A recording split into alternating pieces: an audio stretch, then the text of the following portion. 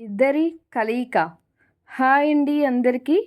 Welcome to our channel ప్రేమ కథలు తెలుగులో. అలాగే మీకు ఈ వీడియో నచ్చినట్టయితే తప్పకుండా ఒక లైక్ చేసి కామెంట్ అయితే చేయండి. అలాగే ఇప్పటి వరకు మన ఛానల్ని ఎవరైనా సబ్స్క్రైబ్ చేసుకోకపోతే మాత్రం ప్లీజ్ అండి మన ఛానల్ని సబ్స్క్రైబ్ చేసుకొని పక్కనే ఉన్న బెల్ ఐకాన్ అయితే క్లిక్ చేయండి. అలాగే మనం ముందు వీడియోలో తెలుసుకున్నట్టయితే రజని, నువ్వు ఎంత ఎదిగినా మాకు ఎప్పుడూ కిడ్వే కిరణ్. సో నీ సేఫ్టీ మాకు చాలా ఇంపార్టెంట్. నేను అంకుల్కి ఇన్ఫామ్ చేస్తున్నాను. ఇంకా బయటకు ఎక్కడికి వెళ్ళినా ప్లీజ్ రాజేష్కి కానీ అంకుల్కి కానీ ఇన్ఫామ్ చేసి వెళ్ళు అని అంది రజని. తర్వాత ఏం జరిగిందో ఈ ఎపిసోడ్లో తెలుసుకుందాం, వినండి.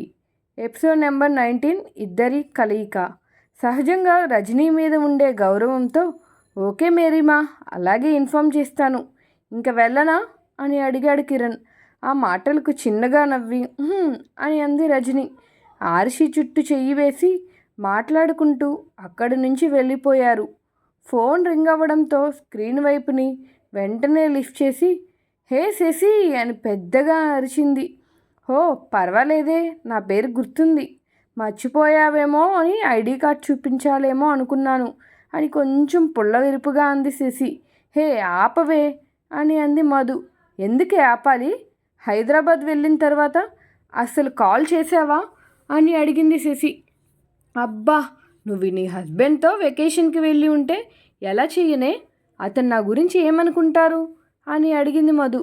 ఓ మేడం, మేమేమీ హనీమూన్లో లేము, నువ్వు ఓవర్ యాక్షన్ ఆపు అని అంది. అది సరే కానీ మేము హైదరాబాద్ వచ్చేసామే, సామాను ప్యాకింగ్ అయిపోయింది, మా వెనకే వస్తుంది అని చెప్పింది శశి. అవునా, గుడ్ గుడ్, నేను ఇక్కడే వేరే ప్రాజెక్ట్కి సైన్ చేశానే, అందుకే ఇంకొన్ని రోజులు హైదరాబాద్లోనే ఉండాల్సి వచ్చేలా ఉంది అని అంది మధు. నిజమా? అయితే ఇది నిజంగా గుడ్ న్యూస్. మరి ఇప్పుడు నువ్వెక్కడ ఉన్నావు? చిన్ను ఎలా ఉంది? తను నీతో బాగానే ఉంటుందా అని అడిగింది శశి. దేవుడా, ఆ విషయం ఏం అడుగుతావులే, ఇప్పుడు చిన్నుకి నా మీద కోపం చూపించే టైం ఎక్కడుందని ఆ ఇడియట్తో పెత్తనాలు ఎక్కువయ్యాయి కానీ అని అంది మధు. ఇడియట్? ఇడియట్ ఎవరే అని అడిగింది శశి. చూడగానే మధు మొహంలో సంతోషంతో విచ్చికిపోయింది. ఇంకెవరు, ది గ్రేట్ కిరణ్ కుమార్ అని చాలా సాగదీస్తూ. అది మధు, వాట్ అని చిన్ను హీరో కిరణ్ మీట్ అయిందా అని చాలా ఆశ్చర్యంగా అడిగింది శశి.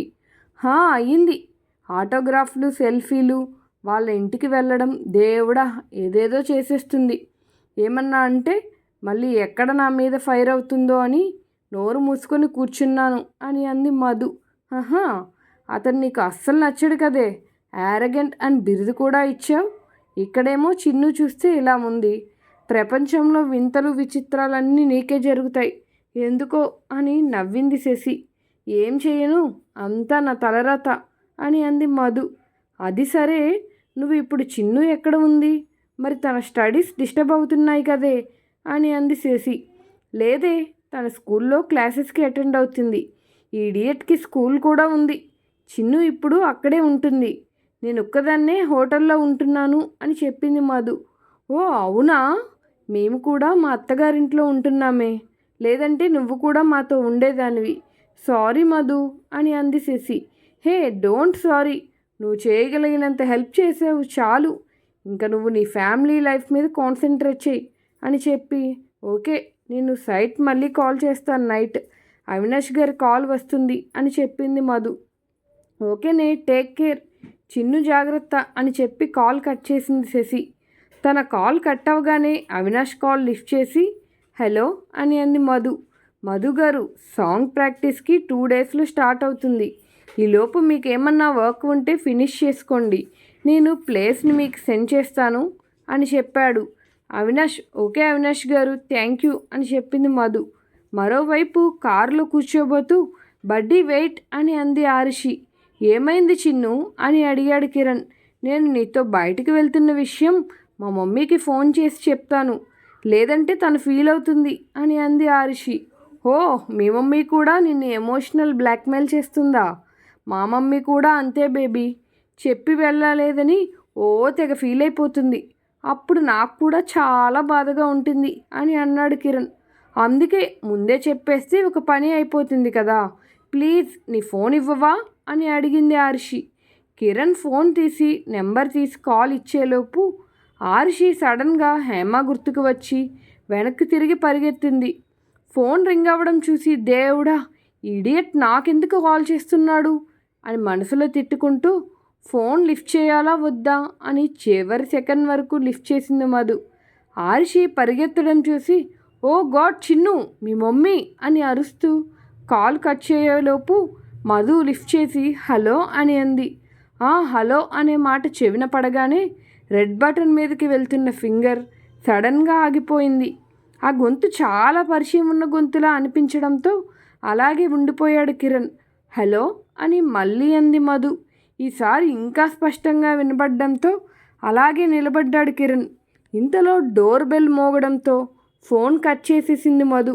ఈ గొంతు ఎక్కడో విన్నాను, చాలా దగ్గరగా విన్నాను, ఎక్కడ విన్నానబ్బా అని ఆలోచిస్తూ ఉండగానే హేమకి చెప్పేసి వచ్చింది. సారీ అని ఆయాసపడుతూ చెప్పింది ఆరుషి.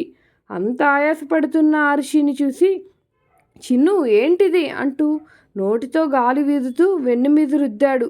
కార్ డోర్ ఓపెన్ చేసి వాటర్ బాటిల్ తీసి ఇచ్చాడు కిరణ్. మంచినీళ్లు తాగి కారులో కూర్చున్న తర్వాత 5 నిమిషాలకే హార్ట్ బీట్ నార్మల్ అయింది. చిన్ను ఇబ్బంది పడ్డం చూసి ఆ ఫోన్ విషయం మర్చిపోయాడు కిరణ్. ఇద్దరు టెన్నిస్ మ్యాచ్ జరిగే స్టేడియంకి వెళ్ళారు. అప్పటికే మ్యాచ్ స్టార్ట్ అవడంతో ఫుల్ క్రౌడ్గా ఉంది. విఐపి పాస్తో కిరణ్ ఆరుషిని తీసుకుని లోపలికి వెళ్ళాడు. డ్రెస్సింగ్ రూమ్లో డల్గా కూర్చున్న 18 ఏళ్ల అమ్మాయి భుజం మీద చెయ్యి వేసి నిమురుతూ ప్లీజ్ ఆర్యాన్, డాడీ బిజీగా ఉన్నారని సారీ చెప్పారు కదా, ఈ ఒక్కసారికి ఆయన్ని క్షమించే బేబీ అని చాలా బుజ్జగిస్తూ చెప్పింది 19 ఏళ్ల సాహితి. ఈ ఒక్కసారి అనే పదం మన లైఫ్లో ఎన్నిసార్లు వస్తుంది అక్క? ఇప్పటికే 1000 సార్లు పైనే విన్నాను. జీవితంలో హ్యాపీనెస్ అనే పదమే దూరం అయిపోతుంది అని చాలా డిసప్పాయింట్మెంట్ టోన్తో అన్నాడు ఆర్యన్. తెల్లగా ముట్టుకుంటే మాసిపోయే మేని రంగుతో అందంగా వయసుకు తగ్గట్టే క్యూట్ అండ్ హ్యాండ్సమ్గా రెండూ కలబోసి పెద్ద పెద్ద కళ్ళుతో మెరిసిపోతున్న ఆ కళ్ళకి పెయిన్ మొహంలో డిసప్పాయింట్మెంట్, అతని అందానికి మసబ్బార్చేలా ప్రయత్నిస్తున్న అతని చార్మింగ్ మాత్రం వాటిని గట్టిగానే వెనక్కి తోసేయడానికి తన ప్రయత్నం తను చేస్తూనే ఉంది.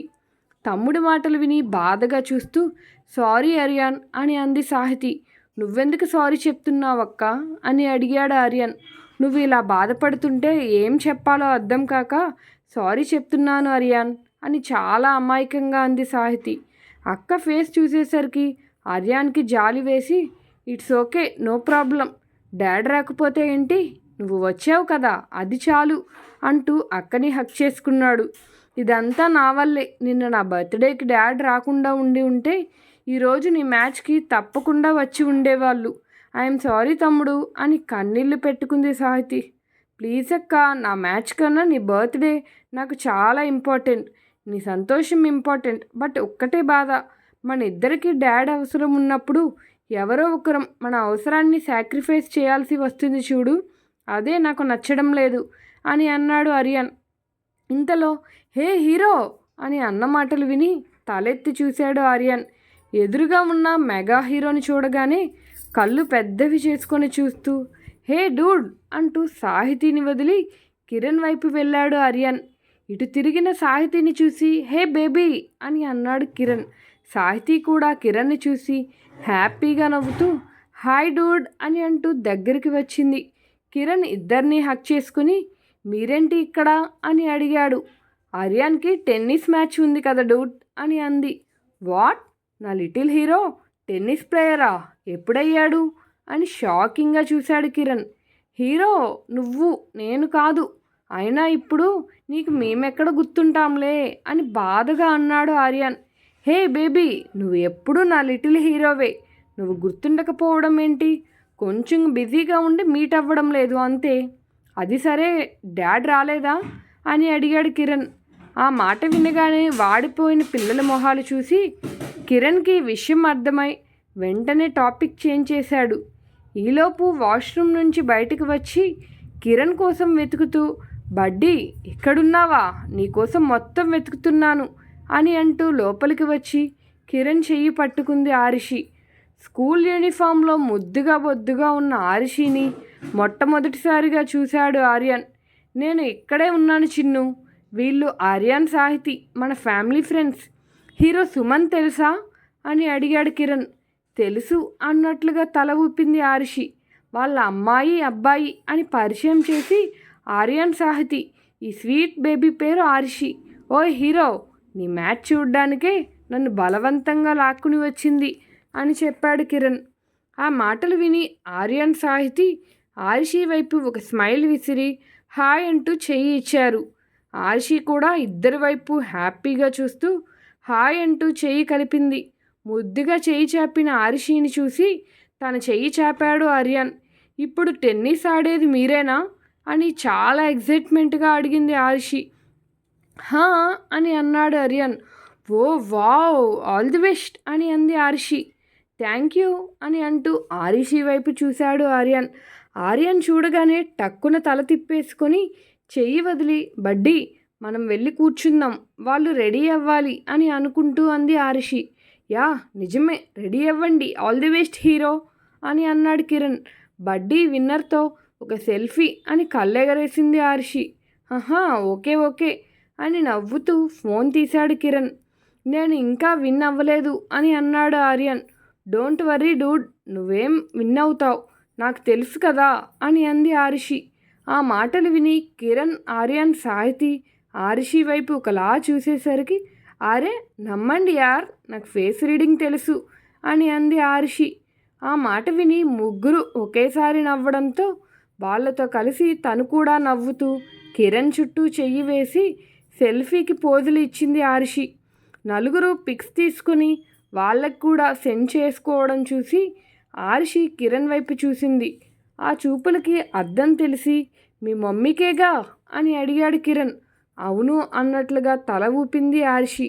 డూడ్, ఇవి నా ఇన్స్టాలో పోస్ట్ చేసుకోవచ్చా అని అంది సాహితి. నీ ఇష్టం బేబీ, ఎక్కడైనా పోస్ట్ చేసుకో, నో ప్రాబ్లం. అది సరే కానీ రేపు సండే లంచ్కి రావచ్చు కదరా అని అన్నాడు కిరణ్ సాహితీ వైపు ప్రేమగా చూస్తూ. సండే అంటూ ఆర్యన్ వైపు చూసింది సాహితి. ఓకే అన్నట్టుగా తల ఊపడంతో, ఓకే డూడ్, తప్పకుండా వస్తాం అని చెప్పింది సాహితి. డూడ్ గుడ్, త్వరగా డ్రెస్ చేంజ్ చేసుకో హీరో, మీ గేమ్ కోసం వెయిటింగ్ ఇక్కడ అంటూ చెంప మీద చిన్నగా తట్టి ఆరిషిని తీసుకొని వెళ్ళాడు కిరణ్. వెళ్ళి స్టేడియంలో కూర్చున్న తర్వాత తీరిగ్గా చిన్ను మమ్మీకి పిక్ సెండ్ చేశాడు కిరణ్. అవి చూసి ఈ పిల్ల ఎవరు అని నిమిషం ఆలోచించి టైం చూసుకొని, ఈ టైంలో స్కూల్లో ఉండాల్సిన పిల్ల ఎక్కడ తిరుగుతుంది, ఓ గాడ్ ఏంటి ఇతనికి నా కూతురి మీద అంత ఇంట్రెస్ట్, మళ్ళీ ఇదొక కొత్త రకం రివెంజా అని ఆలోచిస్తూ, నో, నా కూతుర్ని అడ్డం పెట్టుకొని నా మీద రివెంజ్ తీర్చుకోవాలని చూస్తే నేను చూస్తూ కూర్చోను అని కోపంగా అనుకొని, హే ఇంకా నీ డ్రామాలు ఆపి చిన్నుని తీసుకొని అర్జెంటుగా స్కూల్కి రా, లేదంటే నేనేం చేస్తానో చెప్పను, చేసి చూపిస్తాను అని మెసేజ్ చేసింది మధు. ఆ మెసేజ్ చూసి what the hell, who is she, ఎవరితో ఏం మాట్లాడుతుంది అని గట్టిగా మనసులో అనుకొని పిచ్చి పిచ్చిగా తన్నుకు వస్తున్న కోపాన్ని పైకి ఆరిషికి కనిపించకుండా కవర్ చేసుకుంటూ, చిన్ను మమ్మీవి కాబట్టి బ్రతికిపోయావు, లేదంటే ఈ మాటలు అన్నందుకు నిన్నేం చేసేవాడినో నీకు కూడా ఐడియా ఉండదు, నేను స్కూల్కి రాను, చిన్నును కూడా తీసుకురాను, ఏదో చేస్తాను అంటున్నావు కదా, నీకు చేతనైంది చేసుకోపో అని మెసేజ్ చేశాడు కిరణ్. అది చూడగానే మధుకి మెంటల్ వచ్చేసింది. అయితే లేట్ ఎందుకు, ఎక్కడ ఉన్నావో చెప్పు, ఇప్పుడు ఎక్కడైతే వచ్చి నీ సంగతి ఏంటో చూస్తాను అంటూ ఇంకా కోపంగా మెసేజ్ చేసింది మధు. నాకు ప్లేస్ నేమ్ టైప్ చేయాలంటే బద్ధకం, నన్ను ఏదో ఒకటి చేసేనంత టాలెంట్ ఉన్న వాళ్ళకి నేను ఎక్కడ ఉన్నానో తెలుసుకోవడం కష్టం కాదు కదా, త్వరగా తెలుసుకొని వచ్చేసి నా సంగతి ఏంటో తేల్చే మరి అని మెసేజ్ చేసి ఫోన్ పాకెట్లో పెట్టేశాడు కిరణ్. ఏంటి, నువ్వు చెప్పకపోతే నేను తెలుసుకోలేననుకుంటున్నావా, వెయిట్, ఎక్కడ ఉన్నావో అక్కడే ఉండి వస్తున్నాను, వచ్చిన తర్వాత చెప్తాను, ఏమోలే అని పెద్ద ఆయన మొహం చూసి ఊరుకుంటుంటే మరీ రెచ్చిపోతున్నావు అంటూ మెసేజ్ చేసింది మధు. తర్వాత ఏం జరిగిందో తెలుసుకోవాలనుకుంటే నెక్స్ట్ ఎపిసోడ్ కోసం వెయిట్ చేయండి. ఇంతకీ మధు కిరణ్తో గొడవ పడుతుందా? ఆరుషి మదరే మధు అని కిరణ్కి తెలుస్తుందా? ఏమనుకుంటున్నారో కామెంట్ సెక్షన్లో కామెంట్ చేయండి. అలాగే ఇలాంటి కంటెంట్ కోసం మన ఛానల్ని సబ్స్క్రైబ్ చేసుకొని లైక్ చేయండి. Thank you for watching. Keep watching our channel ప్రేమ కథలు తెలుగులో.